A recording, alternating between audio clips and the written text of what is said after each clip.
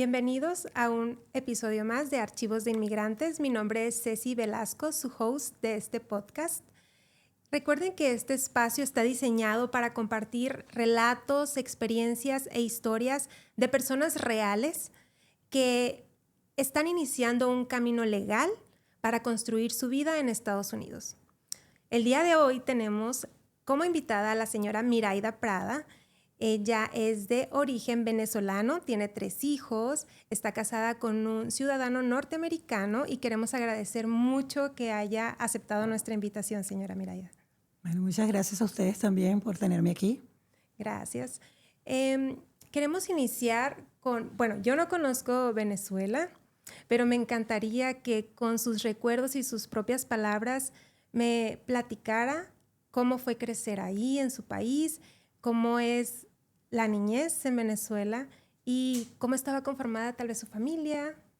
Sí, bueno, Venezuela, como todos, casi todo el mundo sabe, es un país hermoso, lleno de naturaleza, hermosa, muy productivo. Bueno, mi vida particular fue muy sana, con unos padres sanos, de mente abierta, pero muy conservadores también. Venezuela te brinda la oportunidad pues, de estar en un país donde la naturaleza, cuando no se tienen recursos económicos, pues ayuda muchísimo. Muy bien. Ahorita que menciona sobre sus padres, ¿cree que haya crecido con valores estrictos o cómo fue esa parte? Bueno, tuve un padre ausente desde mi niñez, pero como éramos muchos hermanos, yo soy la más pequeña de todos, pues entre mi madre y mis hermanos pues ayudaron a la crianza, nos ayudábamos mutuamente. Y sí, éramos muy pobres, pasamos muchas necesidades porque mi madre quedó sola con los niños y entre todos se ayudaban. Pero fueron creciendo, las cosas se fueron complicando mucho más. Pero mi madre se aferró a la parte religiosa y eso ayudó mucho, ¿no? Okay. ¿Cuántos hermanos eran? Somos 7 7 en total, sí. Eso le ayudó mucho porque, bueno, era una mujer criada en el campo, sin estudios, quedó sola, con hijos, bueno, madre soltera, pues. Entonces, entre todos la ayudaban. Sus hijos todos tuvimos que trabajar desde muy temprano, a salir a trabajar. Pero sí me recuerdo que mi madre, una de las cosas que, a pesar de su ignorancia, dentro de su ser, nos decía, bueno, aquí cuando traes algo diferente que no sea de la casa, tienes que devolverlo. Eso me quedó mucho desde pequeña. O sea, llevar algo que no sea tuyo. O sea, ¿de dónde? Ahí comenzó la educación, que digo yo que es la más importante, la del hogar, a pesar de la pobreza, porque no tiene nada que ver con los valores que te inculcan, el amor, todo eso.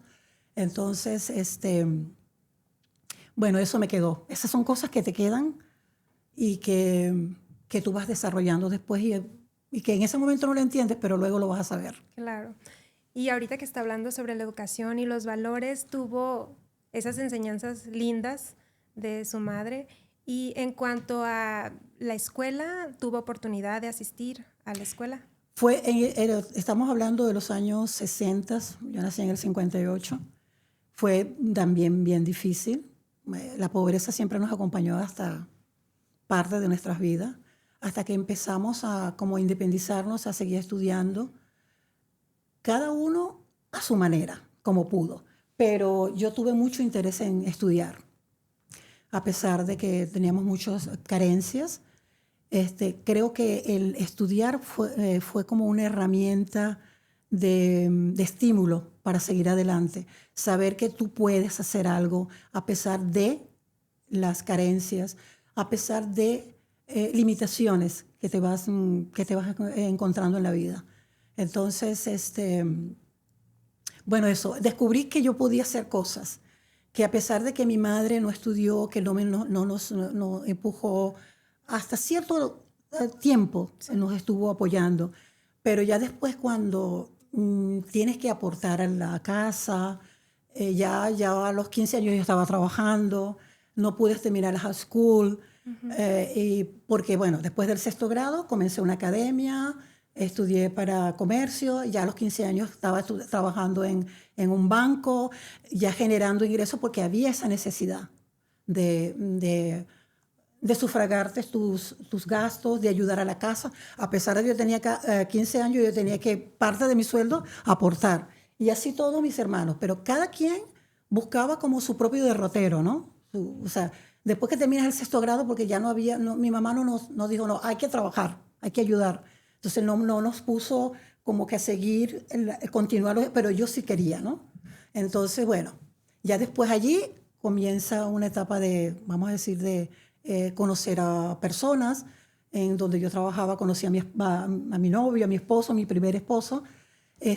Lo conocí allí, bueno, me casé, entonces me olvidé como que de los estudios, de esa ambición que yo tenía, de seguir estudiando. Entonces, porque primero de era sufragar, ayudar a mi madre, a la casa. Y fue la misma oportunidad para todos de sus hermanos. Exacto, entonces cada quien se fue casando, yo me casé, a mi esposo consiguió un trabajo en el interior del país, y esto estoy hablando de la ciudad.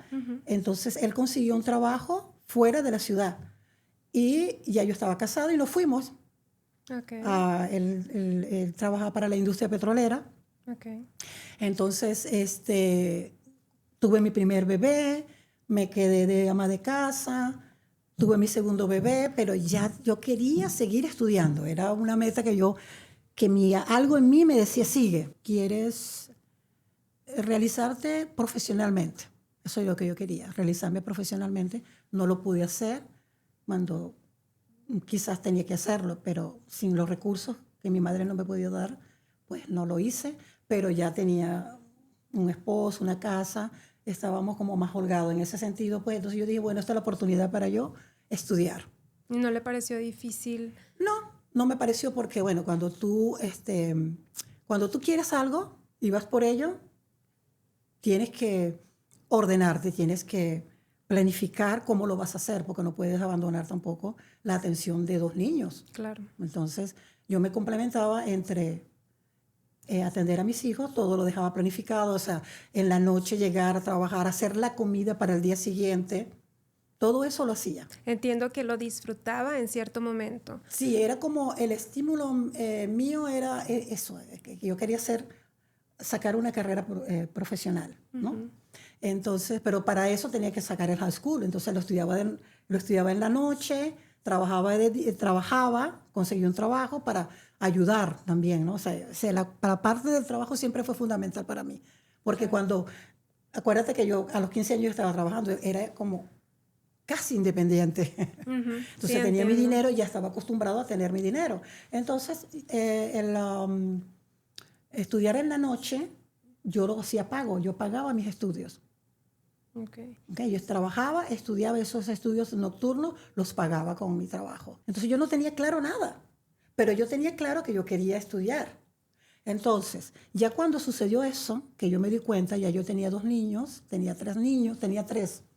Ya había nacido su Y ya tercer yo hijo. tenía 30 años, entonces yo no podía ir a una universidad normal. Yo fui a una universidad especial, ¿ok? Una universidad para personas adultas, ¿ok? Entonces, estudié regularmente educación, que era un programa especial que había para estudiar educación los fines de semana. Entonces, yo trabajaba, estudiaba en la universidad, atendía a mis niños, pero algo se resquebrajaba en la relación de pareja, ¿no? Porque él se oponía a eso ya. Él estuvo de acuerdo hasta bachillerato, pero ya cuando yo comencé a ganar más independencia, pues no le gustaba. Ese es el problema. Entonces, ¿qué me llevó a mí a tomar ese programa? Cuando yo trabajaba en el banco, donde trabajaba allí en esa ciudad, el banco lo liquidaron y yo iba a quedar sin trabajo. Entonces, pero la esposa de mi jefe era profesora en un liceo. Entonces, ella me dice, mira, Ida, tú hablas tan bonito. Yo era secretaria allí en ese banco. ¿Tú no quieres hacer una suplencia en la escuela que estamos buscando? Que cualquier persona que tuviera bachillerato podía hacer una suplencia a un profesor. Entonces yo le dije, ay, sí. ¿En qué quieres? Bueno, que necesitamos un profesor para cubrir tantas horas, porque esa persona está de permiso, en historia y en educación artística. Y yo te doy la planificación y tú lo único que tienes que hacer es aprenderte eso. Eso se podía hacer, ¿no? Entonces yo me aprendí todo lo que tenía que, todo el contenido, y ya yo sabía que yo tenía que dejar ese trabajo que estaban liquidando el banco. Porque lo iban a, surgió la oportunidad. Surgió la oportunidad. Pero fue como que, o sea... ¿Como una señal, lo vio así? Es la señal, porque yo entré en un aula de clase de adolescentes para hacer una suplencia. O también puede ser como interpretado como ver las oportunidades. Es la señal, o sea, si no los buscas tú, el universo te lo va a dar. Entonces yo entré a esa aula de clase sin saber, solamente la pasión de hablar, de comunicarme, eso. Entonces ya yo sabía lo que iba a hacer, pero fíjate que en ese momento yo dije, bueno, ¿qué hubiese hecho yo? ¿Qué me hubiese gustado a mí tener cuando yo voy a una primera vez a clase? Que sea un profesor como divertido, agradable, todo eso me lo puse yo. Y yo lo convertí así. Usted se convirtió en eso que usted deseaba. Que yo deseaba. Que siempre yo me lo pongo. Yo voy a hacer lo que a mí me gustaría que a mí me hicieran. ¿Y en qué momento se divorcian? En el momento que nos divorciamos, regresamos otra vez a la ciudad. De allí regresamos otra vez porque era ese cambio, él lo transfería mucho. Bueno, entonces cuando llegamos a la ciudad, otra vez, entonces empezaron también ya problemas. Ahí fue cuando decidí, a él hay una recesión en la industria petrolera en el 2002, que fue con los cambios políticos que llegaron. Entonces a él lo sacan de allí abruptamente por el cambio de gobierno. O sea, llegó un nuevo presidente, no sé si ustedes conocen la historia política que nos estamos afrontando ahorita en Venezuela. Entonces llegaron esos cambios, a él lo sacan de la industria petrolera, todos los trabajadores de la industria petrolera lo sacan. Él quedó sin trabajo. Entonces nos regresamos a la ciudad, al otro pueblo, donde habíamos comprado un apartamento, ya habíamos comprado vivienda, todo eso, con todo su trabajo y el mío, porque yo también trabajaba. Entonces, pero allí vino muchos problemas porque estaba sin trabajo, no quería trabajar, ¿ves? Entonces, muchos más problemas, o sea, muchos problemas ya económicos. Tenía la presión. Él tenía la presión. Él tenía la presión y la depresión, y se fue a casa de su mamá, porque no tuvo la voluntad la fuerza para buscar otro trabajo de cualquier cosa. O sea, la mujer, si no tienes un trabajo, una cosa, hace cualquier cosa.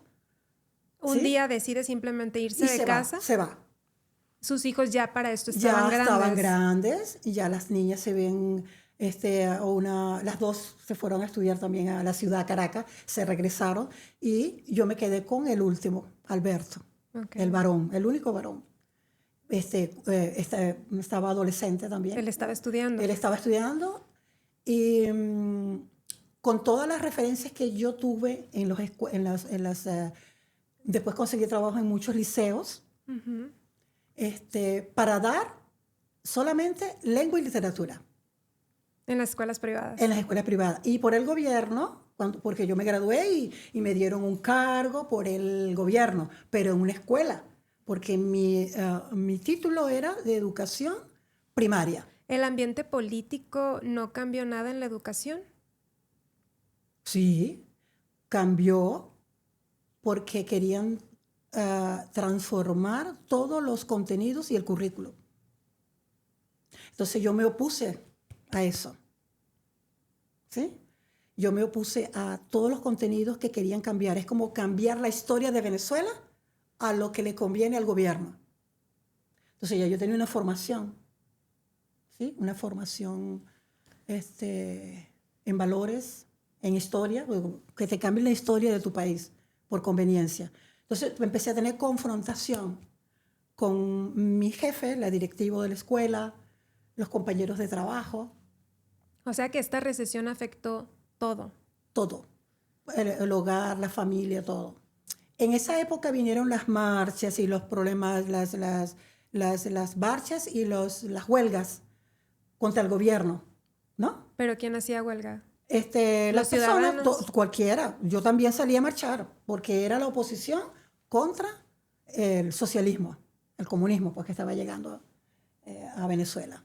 Entonces, ¿Y eran marchas pacíficas o...? pacíficas, siempre pacíficas, siempre pacíficas. Sí, se marcha porque estás en contra de, te están cambiando todo, te están cambiando la educación, te están cambiando la forma de gobierno, te están limitando. Ahorita hay, como en Cuba, que solamente te dan una cantidad de comida que puedes comer y de mala calidad.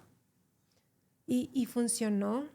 ¿Hizo algún efecto? No, porque ya es una cosa, un plan que ya venía y entonces ya tú luchas contra tú luchas por tus ideales, por tus valores, lo que tú crees, ¿verdad? Y eso ya estaba en un plan, o sea, la fuerza bruta, la policía, la Guardia Nacional, o sea, mucha violencia llegó. Entonces mi hijo, él estaba metido en grupos, en un grupo de la misma universidad para ya marchar, pero normal, pues como van los estudiantes. Sí. Y entonces ahí comenzaron a disparar. Y muchos jóvenes. ¿Hubo enfrentamiento? Sí, muchos. Entonces los muchachos de la universidad tenían como escudo cosas que hacían, ¿cómo se llama? De la basura, de desperdicio. Reciclado. De reciclado. Entonces, y muchos muchachos. Le pasaron hasta, bueno, eso hay video mucho por internet, tuvo como la situación en Venezuela. Entonces él le dio miedo a eso y, bueno. Emigró. Entonces me dijo, mamá, yo me voy para México, me voy. No Fue lo el primero pensé. que emigró, el más pequeño emigró a México. Bueno, entonces, gracias a Dios, y era lo que yo le pedí a Dios, que fuese buenas personas. Es lo más importante, que sea buenas personas. Y efectivamente, personas, muy buenas personas, educadas, ¿no? Y entonces, bueno, porque se enamoró de ella, se enamoraron, ¿no? Claro. O sea, se enamoraron. Y él me dijo, yo me voy, y eso me partió el corazón mucho, porque ahora sí me quedé sola. Solita, sola. Y entonces, me quedé sola y muy triste. ¿Y qué fue para usted? Entonces, ese fue el momento más triste de mi vida. ¿Ese lo considera el momento más triste? Claro, porque primero tenía que confrontar en el trabajo una opresión. Tenía que obedecer a algo que yo no creía, que era cambiar la historia de lo que yo decía en el aula, imagínate. Entonces yo no, lo siento mucho. Tenía que ir a sitios donde iban a dar discursos comunistas, socialistas. Yo soy demócrata, nada que ver. Entonces, si no iba, me penalizaban en mi trabajo. O me aislaban. Entonces eran todas mis compañeras, mi jefe contra mí. Yo me sentía muy mal emocionalmente. ¿No? Entonces eso fue un periodo que empecé hasta a fumar, porque llegaba a mi casa con mucha ansiedad. Y al mismo tiempo estar pasando por estos momentos. Y el momento del divorcio, mi hijo se va a México, me quedé sola. ¿En dónde me apoyaba? ¿Y qué hizo? ¿Dónde me apoyé? Bueno, Dios. Sí, se puede saber cuánto era lo que le pagaban. Bueno, en esa época, aproximadamente como $10, 15 dólares mensuales. Mensuales. Y con los costos de la comida elevadísimos. Elevadísimo. Entonces las cosas de buena calidad costaban, ya costaban muy caros por los de buena calidad. Y entonces el gobierno implementó lo de la bolsa de comida, pero entonces esa comida era de mala calidad. Era mucha harina. Entonces, bueno, allí comencé a orar que me dé ideas, qué hacer con mi vida, ¿no? Entonces volví otra vez a México de un segundo viaje. O sea, para esto ya se había casado su hijo. para eso ya se había casado. Fue una primera vez y una segunda vez para que mi hijo me dijo, ven para acá, ok. Entonces, él fue el primero que migró. Luego migraron mi segunda hija. Emigró a Chile. Ah, Chile. Sabrina ya se había graduado, pero tenía problemas para conseguir trabajo. Si no eres del gobierno, no podías optar. O sea, te ponían... Muchas trabas. Tenías que decir que un carnet del gobierno. Muchos obstáculos. Muchos obstáculos. Entonces, su novio y ella se fueron a Chile. Y ahí sí les fue mejor. Sí. Okay. Sí, claro. Y su hijo acá en México también consiguió trabajo en México y se establecieron en México. Los dos se establecieron bien. La familia de su novia lo ayudó. Ya se casaron, formaron su familia. Y me quedaba la última, pero ella siempre estuvo fuera de la ciudad donde yo estaba, distante a mí. Esa mayor, mi hija mayor, se fue a España, emigró a España. Se casó con hijos de españoles. Él pudo entrar a España con su esposa. Ella se casó, ella se casó en Venezuela, pero él como hijo de españoles, pues tenía la ciudadanía española y ella está viviendo en España, la mayor de mis hijas. O sea que hasta este punto ya todos habían emigrado y solo faltaba usted. Y sí. Y a todas estas, bueno, por internet yo estaba buscando, vamos a decir, una pareja. No me quería casar, ¿ok? Sí estaba buscando una pareja por internet. Y pasaron muchos años, ¿no? Porque todo lo que te consigues por internet no es nada bueno, no se lo consigo a nadie. O sea, aun cuando yo conocí a mi esposo por internet, no se lo aconsejo a nadie. ¿Tuvo malas experiencias? ¿Qué le pasó? Cuéntenos una. Sí, eso es horrible, horrible, espantoso. Te consigues drogadicto, gente diabólica, muy malas personas, porque te engañan, es fácil engañar. Yo pongo una foto y digo que soy yo y no soy. O sea, todo se puede por todo lo que es tecnológico, todo. Horrible, espantoso. A nadie le... Y logran conocerse. Entonces, esta persona es una persona muy directa, muy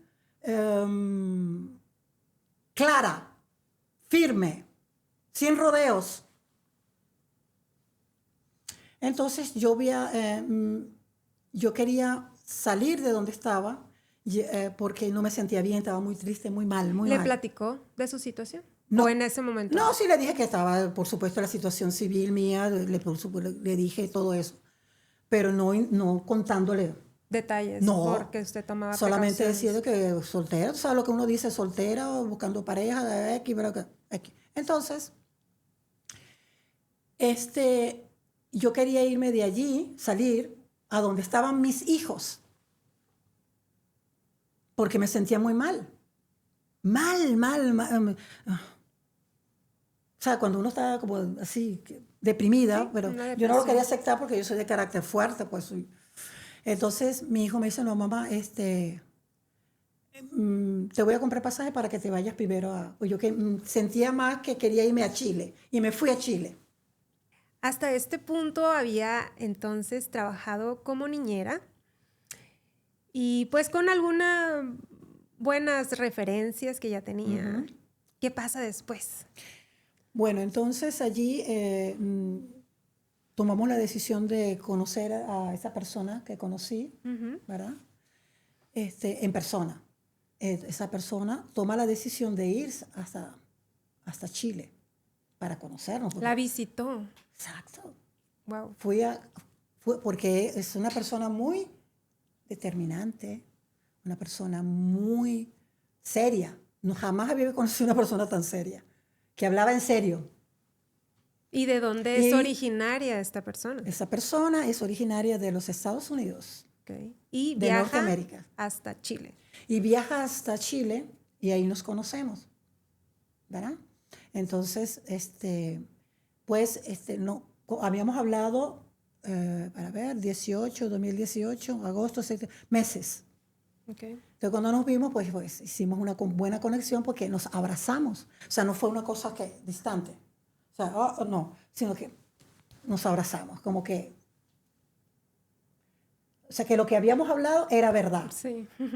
¿No? Y yo lo sentí así. Afianzar que no todo fue eso. frío, fue cálido. Entonces, bueno, mi hija y su novio, bueno, nos reunimos todos en casa, ¿sí? Todo, porque entonces yo, la oportunidad de conocer también a mis hijos, que viera que yo tuve, que era verdad, que yo tenía una hija que se llamaba Sabrina, y así, ¿eh? Entonces, paseamos, nos conocimos, tuvo un tiempo, sí, como, ¿qué? 15 días más o menos aproximadamente. Paseamos, visitamos partes de Chile que yo no conocía. Y bueno, y la pasamos muy bien, todo bien, chévere. Y regresó a los Estados Unidos. Y luego entonces mi hijo me manda el aviso de que nació su primera hija, mi primera nieta. Okay. Entonces yo tenía que ir a conocerla. Y lo otro era, bueno, que ya no me quería quedar en Chile porque era difícil conseguir de lo que yo quiero, de mi profesión. Y bueno, tenía que independizarme, tenía que hacer muchas cosas para ganar mucho dinero porque no me quería quedar tampoco con mi hija allí y su novio. Entonces me viajé a México otra vez, pero ya conocí a o sea, tenía también intenciones de salir de Chile con miras de quedarme en otro lado, pero no regresar a Venezuela por la situación. Entonces, conocí a mi nieta, una cosa maravillosa. O sea, es como, sí, como el primer hijo, pero como que es diferente. Sí. O sea, me sentía rara como abuela porque era mi primera nieta. Y bueno, entonces allí... ¿Se queda a vivir ahí en me México? quedo allí ¿cómo se llama? Con mi hijo, mi nuera, y con toda la familia, porque tú sabes que el mexicano es muy familiar. Entonces estaba mi consuegra, muy cariñosos. Él me trata, sí, bueno, desde que yo fui la primera vez, siempre muy cariñoso. El mexicano es una de las tierras que más quiero. O sea, es como una de las patrias que más quiero, pues. O sea, Sí. porque fui bien recibida, ¿ok? Gente muy cálida. Bueno, hicimos clic por los valores, somos cristianos, creyentes, muy familiares, todo bien, perfecto. Pero tenía que estar viviendo ahí con ellos, pues. Entonces, igual tenía que generar dinero, porque si me iba a quedar allí, tenía que buscar un trabajo. Entonces, pero cuando yo me moví de Chile a México a conocer, igualmente se movió Robert. Vamos a hablarle por su nombre. Por su nombre, Robert, claro, es señor protagonista. Robert, claro. Es un protagonista más. Entonces se movió porque quería saber, o sea, él quería verificar todo. Es una persona muy correcta, quería verificar si todo estaba bien, si era verdad, que no le estaba, o sea, cómo es, o sea, no decir mentiras, es importantísimo en una relación. Cuando tú quieres algo serio, cuando tú quieres formar algo bonito con alguien para un futuro. Bueno, imagínate, ¿no? Ya adultos, ¿no? ¿Qué vas a estar pensando en pajaritos, en cosas? No, algo serio, seguro, ¿no? Que sientas eso, que sientas seguridad, que sientas que la persona no te está mintiendo porque no puedes andarte con rodeos a estas alturas de tu vida, ¿no? Entonces, bueno, entonces él también se movió para México, conoció México, conoció la familia, conoció a Alberto, mi hijo, conoció a toda la familia de mi nuera. Bueno, todo bien, perfecto, hasta, ¿cómo se llama? Hasta cuando se regresó. O sea, que él verificó pues, que todo, porque eso es lo que él quería también. O sea, es lo normal, lo justo, lo correcto. Entonces, después que él se va de allí, él me dice, tienes que ir a visitarme. Ahora te toca a ti. Ahora te toca a ti porque fue a Chile, fue a México. Ahora te toca a ti. Uy, ¿cómo hago yo para ir? Entonces, bueno. ¿Y qué hizo? Cuéntanos. Bueno, entonces sin visa, no tenía visa, no tenía nada. Como yo tengo que entrar como debe ser a Estados Unidos. Bueno, entonces mi nuera me dice, pero usted puede sacársela aquí. Ah, sí, ¿me la puedo sacar? Sí, puede sacarse la visa. Y efectivamente hice mis trámites y todo fue rápido también. Fue a un consulado Fui en Venezuela, en México. Exacto. No, yo lo hice por internet. Ah, ok. Hice todo por internet. Fue por internet y me dieron mi cita, me hicieron mi entrevista. Perfecto, todo bien, todo fluyó. O sea, desde que yo salí de Venezuela empezó a fluir la energía, digo yo, así lo veo yo. Todo fluyó porque pudiera haberme dicho, oh, de Venezuela, no. Pudo haber sido, Sí, ¿cierto? sí. ¿Eres inmigrante o qué? Bueno, sí, pero me la dieron por un año, ¿eh? Por un año. Me la dieron por un año, entonces tienes que venir a visitarme. Él me hizo la invitación para venir a Estados Unidos. Entré con mi visa de turista a los Estados Unidos. Entonces, yo me tenía que regresar, no podía regresarme por la pandemia. Yo me tenía que quedar en Estados Unidos sí o sí. O casada o por la pandemia. No había otra. No había otra. ¿Ok? Entonces, me casé. Inmediatamente mi esposo me dice, tenemos que hacer las cosas bien, legal. Vamos a hacer la green card, todo rápido. Y entonces solicitamos la visa mediante un bufete de abogados. Okay. El bufete de abogados John Blue. Mi esposo me dijo, vamos. Y entonces allí hicimos el trámite. Perfecto. Todo se fue dando también, fue muy rápido. ¿Le pareció algo difícil? No, porque fíjate, hicimos la solicitud y en agosto, del 13 de agosto del 2020, ya yo tenía mi green card. Fue demasiado muy rápido, muy ágil, muy efectivo, no sé, todo muy bien. Tuvo una muy buena experiencia. Muy buena experiencia. Fue rápido, rapidísimo. De marzo, porque todo fue, creo que fue, sí, en marzo, y fue rápido. Ya el 13 de agosto, me acuerdo yo, del 2020 ya yo tenía mi green card. ¿Y le llega a su domicilio o le hablaron para informarle? No, me hablaron, yo la recibí en las oficinas, todo perfecto, muy bien, maravilloso. Entonces ya yo era mi soporte a quedarme legalmente en los Estados Unidos con mi green card. Ah, mi pasaporte se vencía de Venezuela en el 21. Sí, Okay, porque solo se le habían dado. Sí, no, el pasaporte. Ah, el pasaporte. La visa era un año y se vencía, no, todavía estaba vigente mi visa. Okay. Pero para prever todas esas cosas, hicimos la green card antes.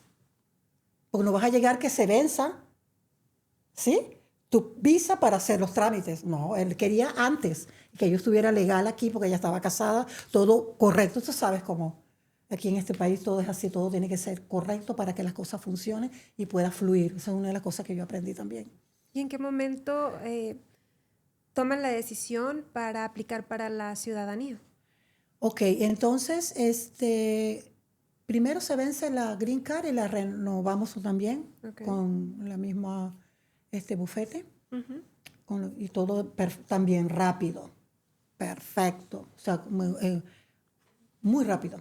Okay. No hubo esos obstáculos. Yo siempre digo, bueno, cuando tú tienes un buen asesoramiento, creo que también eso influye muchísimo.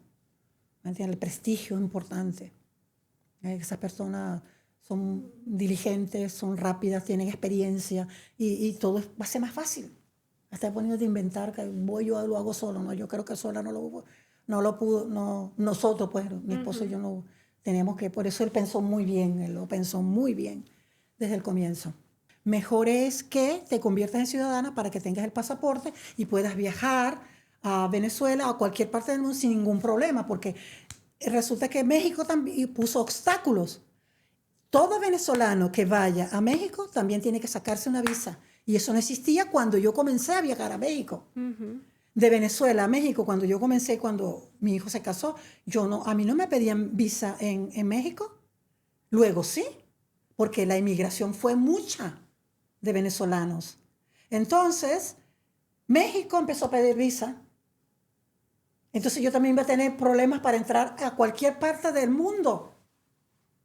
¿Y con optaron? con un pasaporte venezolano, ya no era. Entonces mi esposo me dijo, no, mejor te conviertes en... Él fue que tomó la decisión. Sí. Para que puedas viajar con libertad a donde tú quieras. Ujú.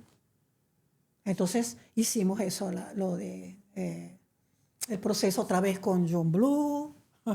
John Blue nos ayudó, nos asesoró, nos dijo todo y también fue súper rápido. ¿En cuántos meses la llevó? Bueno, lo hicimos en marzo y en julio del 31 de este mes, el 31 de ¿De este julio mes, de este año? perdón, de este año, me llaman de UCIS para decirme la fecha de mi entrevista, que fue en septiembre 19. Acaba de ser, hace poco. Acaba de ser. Perfecto. Entonces, es rápido. O sea, todo lo que yo comencé a hacer cuando llegué a Estados Unidos fue muy rápido. El proceso fue muy bueno, excelente, diría yo. O sea, no lo esperaba. ¿Y cómo se preparó para esa entrevista? Bueno, entonces para la entrevista, antes el bufete me llamó para decirme lo que tenía que hacer. Me dieron todo lo que tenía que hacer para la entrevista. Lo más importante, una de las cosas más importantes es estudiar las 100 preguntas que hasta ahora están, ¿ok? Porque según vienen cambios y eso. Entonces, 100 preguntas, me prepararon, me dijeron cómo iba a ser el proceso, aproximadamente cómo iba a ser, pues, o sea. Entonces, me preparé, comencé a estudiar. Desde marzo, eso fue en el 24. Comencé a estudiar, yo hablé de marzo de este año, que pasa que me enredo con 24 Sí. 25. Comencé a estudiar disciplinadamente. Okay. ¿Y fue Estudiar. difícil para usted? No, porque ya, vamos a decir, esa sed de conocimiento. Empecé a estudiar con disciplina. En inglés, porque la entrevista es en inglés. Entonces empecé a estudiar. Y eso, me dieron todo el material en el buffet de lo que tenía que estudiar. Entonces, lo más difícil fue la N400 porque son muchos enunciados que te dice para decir una respuesta de sí, no, por ejemplo. Pero esos enunciados tienes que escucharlos, ¿no? Y hay muchas palabras claves que son importantes y fue fácil, fue también fluyendo. Entonces, ya... ¿Hubo una entrevista en de un preparación? mes, por decir, un ejemplo, en un mes ya me sabía las 100 en inglés. Cuando fue el momento de la entrevista me tocó un oficial con acento indio y yo no entendía el inglés. Yo no entendía lo que me decía. Y yo dije, nada, yo aquí fracasé, no me van a dar la ciudadanía. Yo me puse nerviosa. Y yo cuando yo escucho a esa persona hablar en inglés con acento hindú, Dios mío, yo aquí perdí todo, porque no le entendía. Entonces yo le dije en inglés, please, can you repeat the question? Please, can you repeat the question, please? Así despacito, con amor. En indio. Inglés, hindú. Entonces, él se dio cuenta de que no le entendía por su acento. Sí. Entonces, me empezó a preguntar despacio y en muchas oportunidades le decía, can you please the question? Y así fueron como 6 más o menos y me pude defender en inglés. Pero qué información tan importante. Y todo lo que él me decía lo entendía, porque ya esas preguntas me las sabía. ¿Por qué? Por la repetición. Repeat, repeat, repeat, repeat. Entonces, fluyó. Y él se concentró mucho. ¿Por qué fue muchas preguntas? Porque se concentró mucho en las preguntas personales, que esas son libres. Si dices algo que no le parece verdad, te va a hacer otra pregunta. Y yo me pude defender porque todo el inglés me llegó en ese momento, todas las palabras. Y pude, no en una oración perfecta, pero sí pude defenderme con entrelazar 3 preguntas y él me entendió. Porque el oficial no te va a pedir perfección en el inglés, sino que te puede entender. Y eso es muy importante. Entonces, si yo no hubiese aprendido el poquito de inglés, yo traía un 10% más o menos de la escuela, sí, pero todo muy básico, muchas pocas palabras. Y con aprendiendo esto, pues 25%, o sea, muchas palabras, pero eso sí, cívicas, historia, leyes, ¿ok? Lo correcto, police, violence, muchas cosas. Y me estudié muchas definiciones, y esas definiciones que me estudié fueron como 35 definiciones que me las sabía en inglés muy bien, porque me ponía a repetir en voz alta todo. Yo hablaba, menos mal que estaba sola en la casa, porque era en voz alta, repeat en voz alta, y me las aprendí, pero ninguna me la preguntaron. ¿Qué tal? Ninguna. Pero yo sabía mucho más. Claro. Pero yo no puedo, ¿cómo se llama? Limitarme solamente a lo que me van a preguntar. No, es mejor saber. Y eso me ha ayudado mucho al inglés, a hablar inglés, a atreverme. ¿Ves? Saber, tener conocimiento de inglés es importante, un poquito, ¿verdad? Porque fíjate, yo tenía poquito. Hay que estudiar. Hay que estudiar. Porque el estudio te va a dejar algo. A veces tú no lo ves difícil, porque cuando a mí me entregaron todo lo que tenía que estudiar, dije, yo no puedo con esto. Y pude. Me entraron unos nervios cuando me entregaron todo lo que tenía que estudiar. Bueno, entonces hay que estudiar, prepararse. La preparación es importante, porque te va a dejar más conocimiento del que el que tú menos te imaginas. A veces no lo pensamos. Entonces, mi recomendación es eso, prepararse, buscarse, rodearte de la gente que te va a ayudar, de la gente que te va a asesorar bien, gente con confianza, que vas a confiar plenamente en ella, porque no te va a mentir. Tu dinero va a ser bien invertido, porque eso es importante, la inversión que vas a hacer. Entonces, los resultados, bueno, ahí los tienes. Los resultados son los que hablan por todo el proceso que hayas hecho. Pero tienes que prepararte, tienes que buscar las personas adecuadas, rodearte de gente positiva, gente que te va a ayudar. Eso es muy importante. Claro. ¿Algo más que quiera agregar, señora Miraida? Bueno, las personas que quieran venir a este hermoso país tienen que no venir con con ganas de hacer cambios en su vida, porque eso la gente emigra por algo, ¿verdad? Porque quiere cambiar, porque necesita. Yo lo hice de esta manera, porque se me presentó esa oportunidad, pero yo no tenía eso planificado en mi vida, pero se me presentó la oportunidad, lo aproveché. El que quiera venir